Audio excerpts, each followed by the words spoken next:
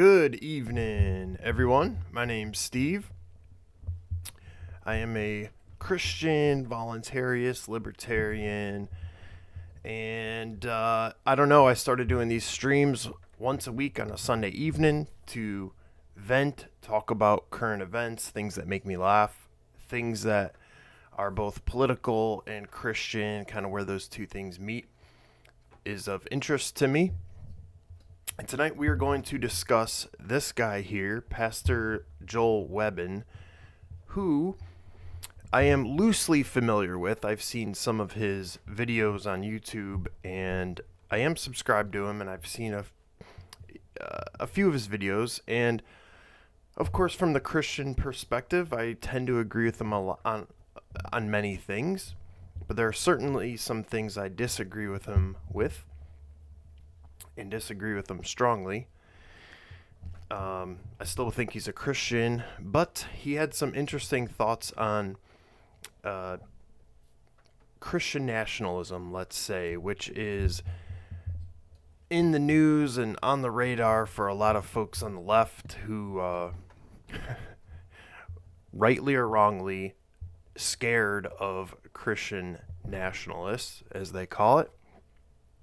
And I just want to talk about that, and we'll get into that in a second. Before we do, you know I have to find the latest clip of Joe Biden opening his mouth, and sure enough, this guy can't help but read the teleprompter. Here we go. My theology professor at the Catholic school I went to was a guy named Riley. All right, I got to turn this up. What the heck? Hang on. It's a little quiet. All right, well. Riley, last name. And I don't know if you guys can hear that. I should have tested this out, but he'll read whatever's on the teleprompter, and he said it was a guy named Riley, last name, which I'm sure were in brackets on the teleprompter. This guy does not think for himself. He does not think when he speaks. He just reads whatever is put in front of him, just like Ron Burgundy did in the movie, and it's embarrassing, and this guy continues to do this. However, I'm not only going to pick on Joe Biden, let's also pick on someone who is on the right, and this is almost as embarrassing, but this lady, Kristi Noem, I believe she's the governor of South Dakota, went on Face the Nation. If you guys have paid any attention over the last couple of weeks, apparently she put out a book, a autobiographical book, and said that she shot a dog because it wasn't behaving or something along these lines. I don't know too much of the details, but that got her in a lot of hot water because, as it turns out, people love their dogs. And also in that book, controversially, this lady's going to bring it up, she said that she met with the leader of North Korea, Kim Jong-un. Let's watch how this goes. This is so cringy.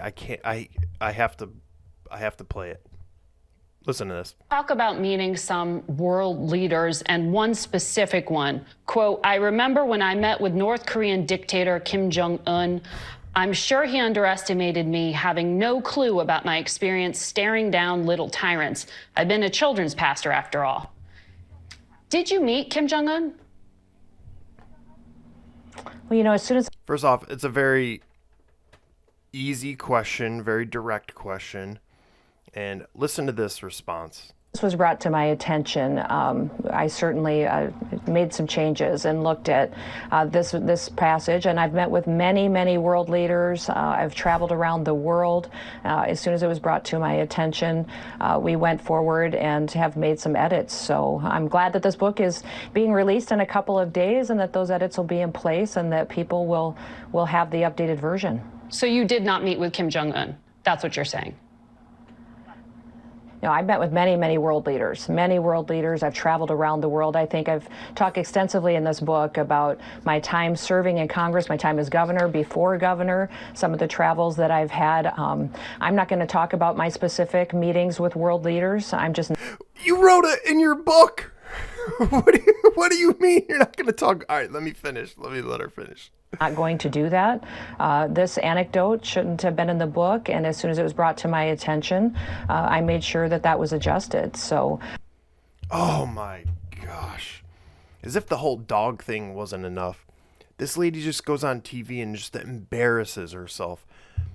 First of all, these autobiographical books, or books in general, that are authored by the person and they don't write them is it should be illegal. It's crazy. I'm joking. But it's borderline unethical, let's say that, to slap your name on something that you didn't write. This is straight up unbelievable.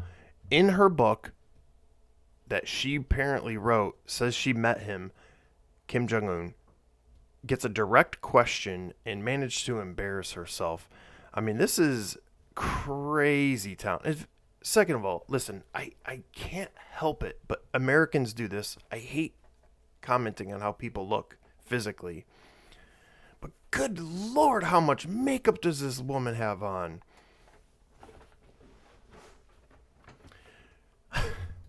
Again, I don't know. I'm sorry. I can't help myself. That's a lot of makeup. It's a little much for TV.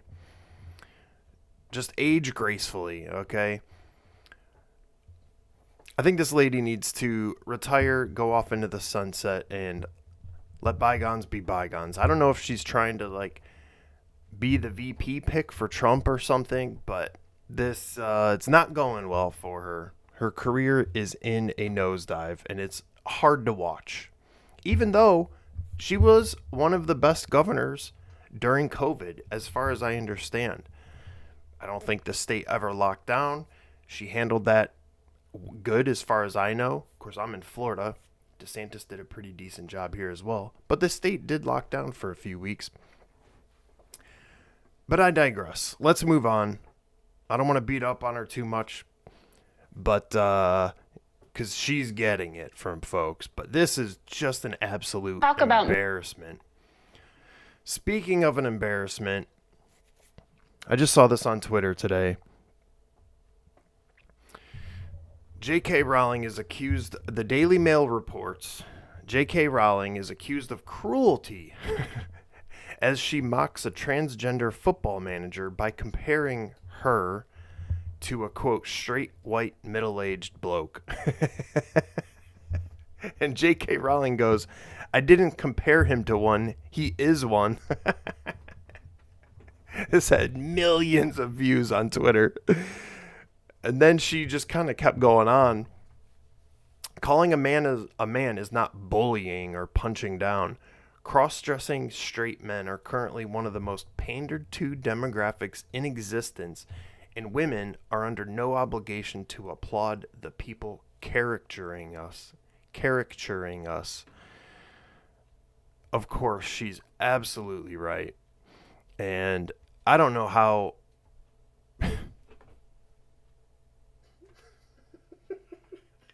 I'm sorry. I just looked at that picture one more time.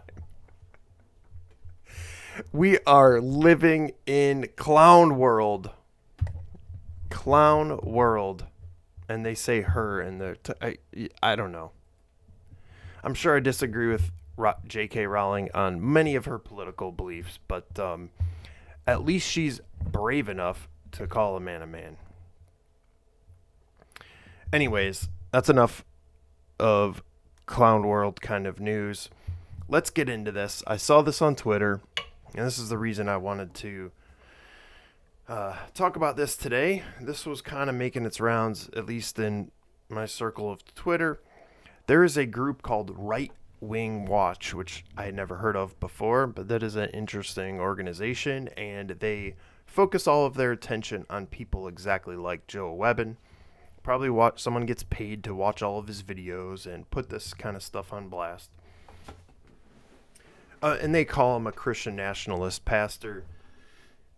Their tweet says that Joel Webbon says Americans are, quote, degenerates, and therefore the Constitution doesn't work anymore. So this nation needs a Caesar-like dictator who, quote, Constitution be damned, just rules with an iron fist, end quote. Well, that is certainly interesting. I have their article linked here if I want to open it up, but I did take some snippets from it. And along with that tweet, this is the video they shared. Let's watch this video. It's only, I don't know, a minute, 42 seconds long. But let's get a flavor of kind of what they are talking about here. We're degenerates. We're not even close to, we're degenerates. The Constitution is not suited for governing degenerates. For governing degenerates, and I'm curious your thoughts on this, if you agree, disagree. But I think for our population that is degraded morally and culturally, and religiously, as far as we have, you need power. Men must be governed. you need a Caesar type, Now, if you're asking me my preference, that would probably be my preference, would be a constitutional republic. But I think the conditions for that is a moral people. So I think you can work towards that in the future. But I don't think constitutioning even harder is going to get us out of our current mess. I don't see us getting out of this apart from things getting worse and worse, and then eventually like a Caesar type rising through the ranks, a populist, figure, and the people, the political will, the people are desperate, and they're like, yes, do it, so-and-so, and then so-and-so, Constitution be damned, just rules with an iron fist, and like a Cromwell type, and then you hopefully don't get his son. Maybe then you're able, and then you maybe it's just a one generation, one guy kind of thing, and then you have to move back to aristocracy or some other form. There's a lot there, but his last point is so completely absurd. Yeah, we just need one generation where someone has a ton of power, and then he'll voluntarily give it up, and we'll go back to everything's fine. First off, that's completely delusional. As we know, governments that gain power never give it up and only try to increase their power, of course. So I don't know what he's talking about there. He is correct that there are a lot of degenerates. There's no doubt about that. We live in a sinful world, a sinful country. It does seem like things are getting worse from a certain standpoint, morally and whatnot throughout the country. But this is not the answer. This is not the answer. I understand we're kind of in a certain viewpoint. It sounds like a good idea, but it's not. The only solution to this, for our culture to thrive, in my opinion, is for people to know Christ, right? So that should be our mission. But let's dive into this a little bit. We're degenerate. This is from the Right Wing Watch article they kind of wrote covering this, and they're quoting him, Joel Webbon. He says, "They're men, and men must be governed. And if they must be governed, then our prayer as Christians is that they will be governed in the right direction, at least, for the good of the church." Earlier in his sermon, Webbon asserted that throughout human history, the proper form of government has always consisted of God appointing, quote, some kind of ruler who is unapologetically Christian, and he comes in with a sword and says, "I'm sorry, but lawlessness and wickedness will not be tolerated anymore." He doesn't go around forcing conversions, Webbon insisted, but instead what he does is he forces external morality. He doesn't force a change of heart. Only the gospel can do that. But what a king can do is he can say, whether you're regenerate or not, you're going to pretend. You're at least going to pretend to be Christian.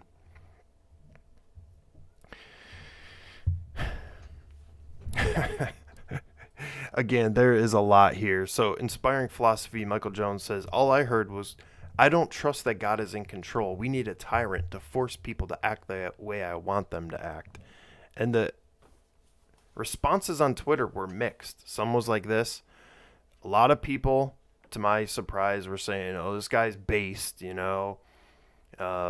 He is great content. And then they are always so sure that the iron fist will never be used on them. Agreed. I saw this meme. I thought it was funny. Jesus, like, I have nothing to do with this. Another guy said, give us a king. I think we've seen this one in some book before. I don't think it ended well. Of course, he's referring to 1 Samuel 8, where people demanded a king. But I want to go back real quick and to his thoughts here. So I wrote a blog post about this, and I took snippets from my blog post, and I don't know, in October of last year, and that's kind of what I'm going to talk through and explain what I wrote about then and kind of where I'm coming from with all this. But there is a certain, in some ways I agree with them, is that, you know, we do to some extent legislate morality, right? It is against the law to murder someone, right? And I think everyone, unless they're crazy, agrees that that should be a law. If you murder someone, there is a punishment for that, and you're going to go to prison at a minimum, right? So it's not true to say that, hey, you can't legislate morality, because, I mean, we do that to a certain extent. Of course, this is where the libertarian philosophy is the best, in my opinion. You know, we believe in property rights, and, you know, you should only aggress if you've been aggressed against, you know, this kind of thing. If you're watching this, I'm sure you're familiar with that, what the libertarian take is on all of these things. Anyways, that aside, let's get into my blog post. And what I focused on was, I believe this was in Matthew, where the devil tempted Jesus. And we're going to go through this. You'll see where I'm coming from and why I don't think any of that is a good idea. So the devil tempted Jesus 3 times when he was in a vulnerable state. The second and third temptations are particularly interesting as they show how much power the devil has on this earth. It also proves that Jesus' mission was not to gain political or religious power, but to sacrifice himself for our sins. So what does this mean for the followers of Christ? Should we attempt to gain political power? How should Christians think about the government? These are questions I'm kind of asking myself. Now, when I say second and third temptations, I believe in the other gospel account, they're not in the same order. This is the order they are in Matthew. But in Matthew 4, 5 through 7, it says, Then the devil took him to the holy city, Jerusalem, to the highest point of the temple, and said, If you are the Son of God, jump off, for the scriptures say, He will order His angels to protect you, and they will hold you up with their hands, so you won't even hurt your foot on a stone. Jesus responded, The scriptures also say you must not test the Lord your God. So the devil wanted Jesus to prove that he was the Son of God and asked Jesus to jump off the highest point of the temple in Jerusalem and have his angels come and save him. And I'm kind of thinking to myself, like, man, can you imagine the scene if Jesus actually jumped off the highest point of the temple and then these angels came in, swooped him up, saved him, and carried him to safety? I mean, that would have been a miraculous sight, without a doubt. And certainly everyone who witnessed that would have immediately known that who Jesus was and Jesus would have claimed his power in an instant. They certainly would have made Jesus king immediately, right? That's what they wanted. They wanted their perception of a king was someone to come in there and and rule them, right? A powerful king. But Jesus, of course, had other plans. When we get into the third temptation of Jesus, this is in verses 8 through 10. It says, "Next the devil took him to the peak of a very high mountain and showed him all of the kingdoms of the world and their glory. 'I will give it all to you,' he said, 'if you kneel down and worship me.' 'Get out of here, Satan,' Jesus told him, 'for the scriptures say you must worship the Lord your God and serve only him.'" Now, what I find fascinating about this is, well, let me read what I have here. The last temptation was the greatest, tempting Jesus with political authority over all the quote-unquote kingdoms of the world. This obviously implies that the devil has authority over the kingdoms of this world to begin with, which is very interesting. In fact, the commentary in my Bible, I have an NLT, I don't know what it's called, study Bible of some sort, but there's a lot of commentary in my Bible.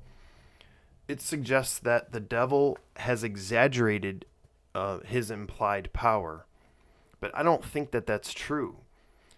If the devil did not have this power, then certainly Jesus would have known this, and it would not have been much of a temptation if he knew the devil was bluffing.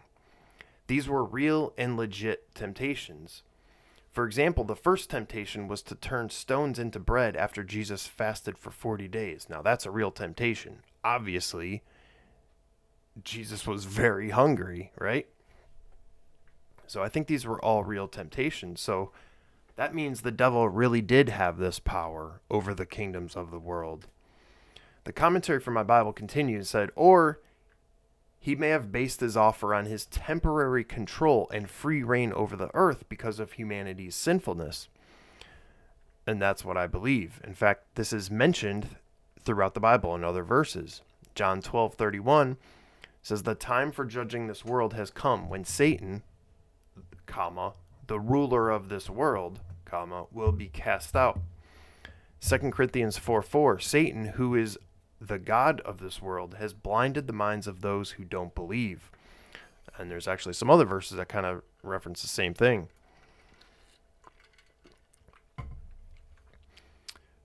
So what should Christians do knowing that Satan is the ruler of this world? Why do I bring this up? Doesn't it seem obvious that we should not seek out political power? If you're looking at this objectively, that seems like the last thing we should do. You know, I said, suddenly I don't seem so crazy for calling myself an anarchist. I don't think Christians should be seeking this power out, this earthly power. And this is why I'm not a fan of Christian nationalism. I don't see how gaining political power will help us to make disciples of Christ. And I was like, I'm not saying that everyone in government is satanic or that they're all evil psychopaths. Okay, maybe they're evil psychopaths. They're just not all Satanists. But it seems to me that the state as a whole is a mechanism by which Satan accomplishes his goals. So that's kind of the gist of kind of where I'm coming from. It is Jesus himself was tempted with this earthly power to reign over the kingdoms of this world. If Jesus didn't want that, I don't think that we should want that. You know, what does that solve? Now, there is a sense in which would I rather have a true believing Christian as president of the United States versus a bitter, evil atheist? I mean, yeah, you know, so it's like, at first glance, I kind of understand what Joel Webbon's thinking. I mean, yeah, I would rather that, but again, this earthly power doesn't matter. That's not our mission. we're here temporarily, right? And our goal is to tell folks about Jesus. And not to mention, how many times do you see politicians who gain power and what happens? I mean, it happens all the time. They're unfaithful to their wife. They quickly become corrupt by taking bribes. Obviously some people have other folks murdered. And I mean, King David himself did this. And King David was, objectively, he had an amazing life.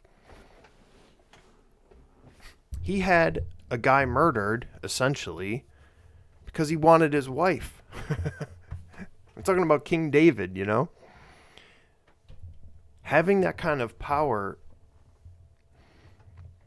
is very difficult for folks to control. I mean, there's objectively that's the case. And I mean, you see that across our politicians in America now. I mean, they're corrupt beyond belief. All of them. Almost all of them. There might be one person, maybe two or something that maybe they're not as bad as everyone else. But that is an extreme exception. Anyway, so that's kind of where I'm coming from. That's why I'm not a fan of Christian nationalism. I understand the temptation to want that. Especially when you see a world going to hell in a handbasket and you're like, there's something within you that wants to fix that. But that's not for us to fix. Christ is going to come down. He's going to deliver justice to the folks, to everyone, myself included. He's going to be the judge. And we need to let him handle these things. Anyways, if you have thoughts on that, let me know. I mean, I don't know. That's kind of how I see. That's how I kind of see this whole thing. In closing, related but not really, I saw this on Twitter and I found it pretty fascinating. This image on the left here is known as the Alexamenos Graffito, a drawing of the crucifixion of Christ that dates back to somewhere between the 1st and 2nd centuries. And then on the right here is kind of like a sketched version of that, so you can kind of better see it. Why do I bring this up? Oh, here's a bigger image you can kind of see, and it is interesting. Here's what I found out about it. This was intended to mock a Christian named Alexamenos for worshiping Jesus. It's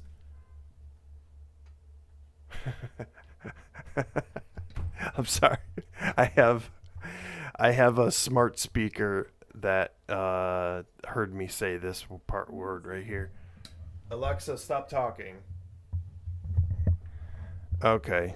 I guess I need to mute that going forward. Kind of freaked me out for a second. All right. So anyways, this guy, it was intended to mock this guy for worshiping Jesus. It's a depiction of Christ with the head of a donkey nailed to a cross. The Romans depicted Jesus as a donkey as a way of insulting Christians. So why do I bring this up? The mocker did not know that when he drew the graffiti on the wall that he would be providing evidence that would be seen almost 2,000 years later, proving 3 things. 1, Jesus existed. 2, he was crucified on the cross. And 3, Christians believed that Jesus was God. And the inscription he had was, "That guy worships God." So I found that fascinating. At the time when these folks were mocking him, how could you possibly think that there would be good as a result of being mocked. But here we are 2,000 years later. A simple sketch like this provides us with further evidence that not only, of course, Jesus existed, which, of course, there's plenty of other evidence for that, but that he was crucified and that Christians believed Jesus was God. It's just amazing. This is one of those examples. You know, there's that one song that we sing, something to the effect of, what was meant for evil, he turns it for good, which I should have pulled that verse up. It just came to my mind, but that's exactly the thing. Something that was intended for evil, but God turns it to good. Just a very simple illustration of that working, 2,000 years later. Kind of an amazing thing. So, anyways, that is all I got for you. If you have thoughts on these things, let me know. And there's a ton of things to dive into when you get into Christian nationalism and, this kind of topic. And there are a lot of folks on the left who are worried that there's going to be some right-wing dictator who's going to be a fascist and, this kind of thing. Which, of course, I think their concerns are extremely overblown. If they think that the United States government is anywhere even remotely close to something like that happening, they're delusional. Can one person maybe, even if Trump, as bad as they think Trump is, even if he became this boogeyman that they think he is, they would undermine the president in every way possible you can imagine. The whole deep state thing is real, right? They won't give him they were already doing this to Trump. Has nothing to do with Christian nationalism, but they weren't even telling him how many troops were in Syria and hiding information from, so if there was something that was adamantly at odds with the deep state, believe me, the U.S. government would not quickly become a fascist, tyrannical government, right? They are in some ways right now, but not with a Christian nationalist, theme. Anyways, if you have thoughts on this stuff, let me know. That's all I got for you tonight. I may not be able to stream next week. I think there's a men's event next Sunday night at my church, so I think that's next week. But if you happen to watch this far, give it a like. I appreciate you, and I'll catch you next time. Thanks, guys. Bye.